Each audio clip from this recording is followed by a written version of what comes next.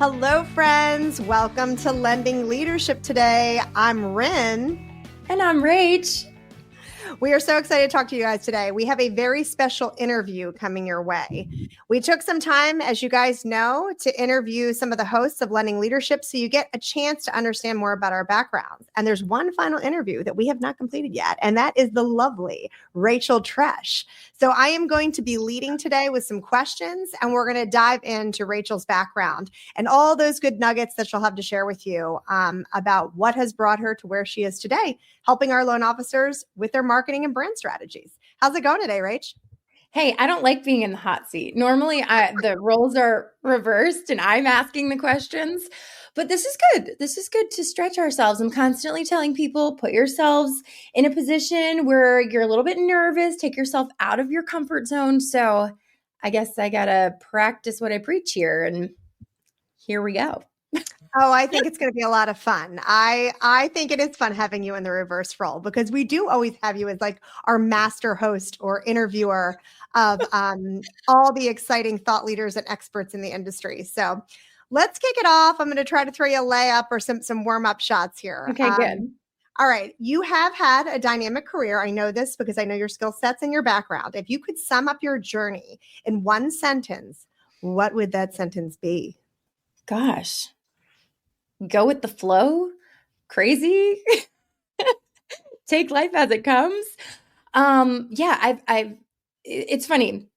If you were to look at my resume, you would think, wow, these things don't connect at all, but they do. And I feel like when life just throws you a curveball, you have two options. You either just sit and wallow and cry about it, right? Like, I don't want change. I don't like change. Or you just go with it and say, hey, all right, time to put on a new hat, time to try something different. And I think just going with the flow and having faith and trust and knowing at the end of the day that if you don't like something, you can always change it. You can always make a different ending for yourself. And I've been really lucky and blessed that I've had some really cool things that I've done in my career so far. Yeah, I think I don't know what I want to be when I grow up. I mean, I think I'm writing that story. I think everyone is as we go, right? I don't think a lot of people know, Rachael. So, it's whether it's said or how it's talked about, it's still important. And I think it resonates with many of us as we're figuring out our journeys and also using past experiences to build on the new experience that we're having. We gain so much solid experience in roles that are very different than the ones that we adapt to. So there's always storytelling there and important things to share. You have had a pretty solid background that has extended well out of just, mortgages and marketing specific to mortgages. You've done, PR, voice acting, singing. You've done coaching in these spaces and recruiting in the mortgage space. How did each of these roles prepare you for the next step in your journey and where you are today? Yeah, that's really funny. I think, and I started to say this, I think when you look back at your career and you think, oh, wow, how did these things connect to one another? But I've had this experience where I can look back and see, wow, one thing really begot the next. It's like this snowball that just kept getting bigger and bigger. And so I started in the PR space and then, got married, had my kids. And when my kids were babies, I wanted to be home with them. So I always loved the idea of giving voice lessons and coaching kids with acting. And it's something that kind of actually, all of the things that I have done really fell out of the sky where I didn't put much thought into them. It's just an opportunity happened. And I was like, cool, let's walk through this door and play in this space, see how that goes. And with kids, and it's funny because coaching kids and now coaching adults and professionals, it's very similar. I was coaching kids in the acting and singing space for a long time. My company is called Sing Voice Studio. And the whole idea with that, Corrine, was like, it wasn't to coach kids to be on Broadway. It was just to coach kids to be the best versions of themselves possible. And it's very similar with adults too. I don't want adults or our loan officers to be me or to be somebody else. I want them to be the best versions of themselves. So kind of giving people permission to kind of dream a little bit bigger and test things in a very controlled space is really big at any stage that you're in, whether you're a child who's going to be auditioning for a play or you're a loan officer that's trying something different and you're a little bit nervous and you need that validation of somebody that is going to tell you and give you their honest feedback. I have to give people the honest truth sometimes to be like, I love that you tried that, but let's try something a little different, because my whole thing is, hey, you look good. I look good. I would never want to put you in a position that is making you look ridiculous, or to have maybe your peers, again, if you're a child or if you're a professional, to have your peers be like, wow, that really flopped. That looked stupid, and I think that is at the core of for any human being. We don't want to look dumb. We don't want to look like, I don't know, put ourselves out there and then have a flop on our face. And hey, we've all done that before. But my whole goal is, and I tell this to our loan officers now, is to help you sparkle and shine. And I feel like that's kind of my life's goal, to help people and bring out that side of them that maybe they didn't know that they had, that Glinda the Good Witch moment. You've had the power all along, and sometimes you just need that validation of somebody else who has a vested interest but is outside of the picture, outside of the story, to be like, no, that was really good, and you don't even know you did this, but that was really cool. Do that more, do that bigger, step out and do something that not everybody does. So true. So many concepts that you covered here, Rach. And I feel like you do such a great job consulting one-on-one with our loan officers and getting them into that sparkle and shine confidence moment. The next question I have is really tied off to much of what you just said. So I'm excited to hear the answers. I'm sure many of our listeners are as well. What is a specific tangible lesson, moment, or story, something that you can share in regard to coaching performers and how it applies just as well to mentoring loan officers? So again, something tangible. It can be a lesson, a story, a tip that you've come across, that you've learned and mastered with a performer who might be getting on stage, or a kid that you're working with that's trying out for that big part, that can just very directly apply to salespeople, quite frankly, but more specifically our loan officers. Yeah, that is a great question. And it's really funny because yes, it ties into that Glinda moment of you've had the power all along, but I didn't realize this until a couple of years ago. In voice acting and with coaching kids, I would always coach people one-on-one, but I had an opportunity to help cast High School Musical. They were doing auditions and they asked me to help with it. And it's so funny. I noticed something that I thought I knew, but I didn't realize until I saw it and firsthand, that when you're given a script or you're given an audition, or for professionals who are like, okay, I'm going to do XYZ, I'm going to do a video. These kids, they all did things the exact same way. When, imagine you're given a piece of a script, a monologue to read, they all read it the same way with the same cadence and hitting the same words and had the sing-songy way and played things very, very safe. Even in their singing, they would play things really safe. I see a lot of loan officers and professionals do that too. They want to check off a box and say they've done something, but they play things really safe.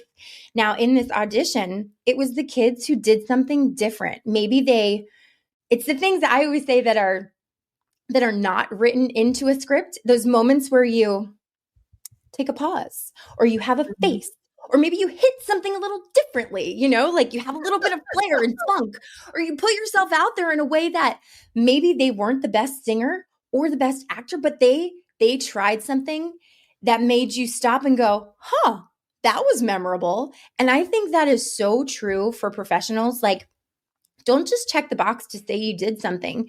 Step out of your comfort zone. Do something a little different. Don't just, if you're going to be, sponsoring an event, don't just do the typical thing that everybody does. And here's my same old tchotchke giveaways. Put a little bit of thought into something where you're going to stand out. And I'm telling you, it's the disruptor. It's the differentiator that it just makes people go, oh yeah, that was different. That was cool. And those are the kids that we decided would be getting the main parts. And our loan officers, I'm sure everybody can think of any professional that just does things a little bit differently. Those are the ones you remember. Yeah, Rachel, that is great. That is a great insight that I hope everybody is writing down right now. That moment where you think of that creative idea, or you think of something different that is a hobby of yours, is an interest of yours. Maybe it's a topic that you can speak really well to, or it's just a belief that you have, something about nature or a trip you took that you want to incorporate into your daily messaging or your events. Don't hesitate because it seems like it's too out of the box, or someone's not going to relate to it, or it's not going to make sense to everybody. Don't hesitate. Don't stop. Go forward with that idea. Try to play with it, develop it. I really like what you had to say there, Rach. I think that it makes a lot of sense. And I think you answered the question well, because there's so much that can be learned from getting on stage and speaking, that everybody can really strengthen their game from. And then, of course, just standing out in general. I have another question for you, and this fits into the creative spacing and us getting creative, right?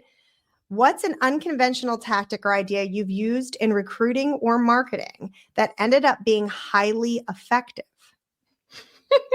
Skip? Okay. I'm going to give away all my secrets now, Rin. That's what I said. Are you going to say skip, Corrine? Nope. No, I'm giving it all away. I'm giving it all away. Okay. These are nuggets, golden nuggets, my friends. Listen, in any sales position, nobody likes cold calling. I've not met one person who was like, I love to cold call. In recruiting, like, you need to do that. In loan, our loan officers, they need to be calling on realtors. Realtors, they need to be calling on clients. Nobody likes to cold call. So what I did was I decided to make it a game for myself. And I pulled in my voiceover experience, and I created a whole alter ego for myself. And I used an accent instead of having myself, Rachel, do the cold calling. I had my alter ego, Bridget. I mean, I suppose that is rather tried and true, the British girl named Bridget. I was like, I need a British name. Okay, Bridget Jones's Diary popped into my head. So her name was Bridget, and I would call and I would change my number. We used Ring Central at the time, so I could pick a different number, and it was Bridget calling to book calls for me. So I would have Bridget call, and as my assistant, book calls for Rachel. And it just, because in the beginning, everyone has that call reluctance where they're like, oh, I don't want to call and then get rejected. So I created this alter ego, and Bridget would do the calling. And if they rejected somebody, they rejected Bridget and not me. And maybe people knew it was me. I don't think they did, but it was just funny and fun. And it actually worked really, really well. Okay. Hilarious. But I have to ask follow-up on this, Rach. So did anybody ever call you back and you were caught off guard and used your American accent over Bridget's British accent by mistake? No. Or were you always on character? You were always the alter ego at the right time? No, it was perfect, because within Ring Central, you could pick a number of different phone numbers to use. And then I would give them Rachel's phone number. So I would give them my cell phone number and book the call, using my email and phone number. It wasn't that I was ever emailing them as Bridget or Rachel. It was just like, it got booked on my calendar. So it all worked out. And I know, I guess that would be a problem if I was like, hi, this is Rachel. Wait, where's Bridget? I mean, I guess I could always say, oh, we share we share the same number so that she can book for me. But anytime that you can gamify something or have fun with it, be a little silly, I'm all for that. I think as adults, we don't play enough. It's just, get it done, check the box. And I'm silly. I like to play. I like to be funny and weird. And I know, Rin, we are cut from the same mold in that regard, but it was just but if you're going to do this, though, you have to make sure that there's a backstory. So I forget where I had her live, but I had like a whole story. And then I was even nervous, like if someone's like, oh, they were British too, I would make sure that I had a backstory of, oh, well, my mom lived in England and my father lived in the US. So I bounced around and we lived all over. I was going to have a whole thing. Oh my gosh, that is hilarious, Rachel. I love it. I've got to meet Rachel more. Maybe I need to just be chit-chatting with or Bridget more. I need to meet with Bridget more. I think I need to chit-chat with Bridget more before that. We'll have some tea. We'll set up a tea for sure. We'll set up a little tea in the afternoon together. Awesome. I love it. I've got another one for you that might take us in a little bit of a different direction, or maybe not. It might stay in the Bridget territory. What's one thing people would be surprised to learn about you that hasn't come up in your professional journey thus far? I think people would, I mean, some people know this, and we kind of talked about this a little bit, but that I love to sing. I'm a singer. I did a lot of voice acting. I don't know if you remember this. It was a couple of Christmases ago. There was an Amazon commercial and it had these singing boxes, the Amazon smile, that's an arrow. Yeah. And actually, we know it well from the holidays. Yeah, a little tidbit, that arrow for Amazon, which is such great branding. The arrow is everything from A to Z. The arrow starts at the A and then goes to the Z, if anyone didn't know that. Well, that commercial, the singing boxes, if you listen closely at the very end, well, there's two voiceovers that I had in that. It was, Alexa, turn on the lights. And watch, my Alexa's going to start going crazy saying that. And then at the very end, it was like, at Amazon, we have everything from A to Z. If you watch back that video, that was me. And every time it would come on, when it would come on at Christmas time, my kids would be like, Mom, your commercial's on. Oh my gosh. And it was a really fun little moment. So I used to do a lot of voiceover. You're a celebrity on Amazon. I love it. And I did a couple of audiobooks, but I really liked doing the commercial stuff, which was really fun. That tested me, and it was tough to have somebody on the other line say, okay, can you try it this way? Or, oh, I want you to hit this word differently. And you're having somebody live edit you. So I did a lot of that, but yeah, I love singing. Right now I pretty much just sing in church. I'm not doing much of that either. I need to get back to it, but that's my favorite place to sing. Singing in church, being a worship leader, that's kind of my heart space. Well, that's really cool. And I feel like there's always opportunities for these bands at different companies too, right? We find all these very musical individuals at companies that we travel through, and there should always be an eternal band, right?